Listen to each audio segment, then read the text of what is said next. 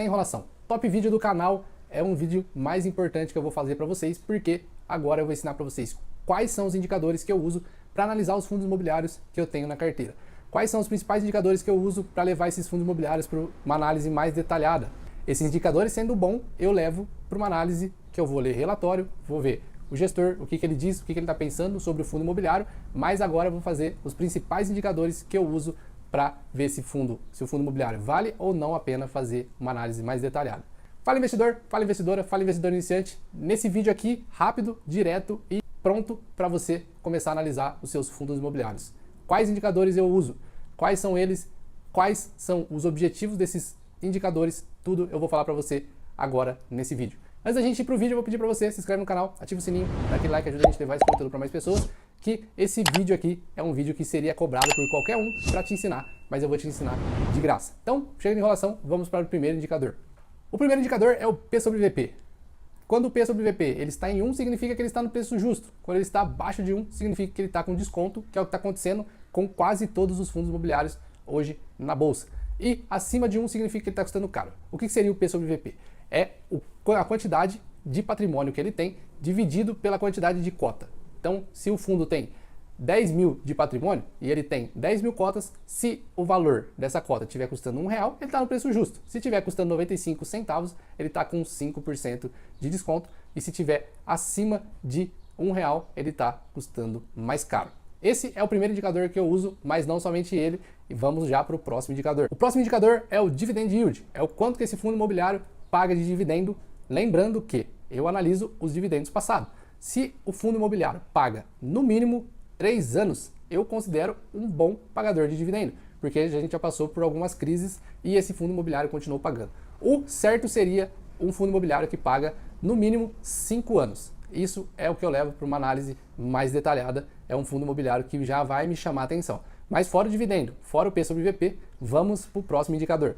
O próximo indicador que eu levo em consideração é a quantidade de cotista. O fundo imobiliário ele tem que ter no mínimo, na minha opinião, 30 mil cotistas. Porque isso significa que não é só eu que analisei o fundo imobiliário e vi que esse fundo imobiliário é bom, mas mais de 30 mil pessoas também analisou esse fundo imobiliário e viu que pode ser uma grande oportunidade e pode ser um bom fundo imobiliário para você ter na carteira visando os seus dividendos. Bom, já falamos do P sobre VP, do Dividend Yield e agora de cotistas. E antes da gente ir para o quarto indicador, não se esquece, se inscreve no canal, ativa o sininho, dá aquele like, ajuda a gente a levar esse conteúdo para mais pessoas, porque facilmente você estaria pagando esse curso para alguém, esse vídeo para alguém, porque as pessoas não querem te ensinar, elas só querem te cobrar.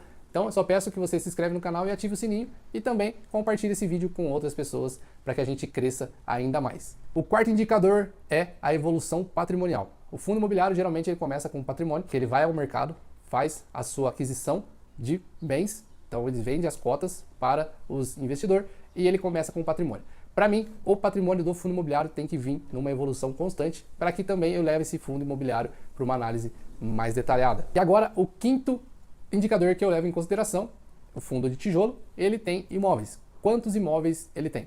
Para mim, o fundo imobiliário tem que ter no mínimo 5 ativos. Por quê? Isso traz diversificação. Por quê?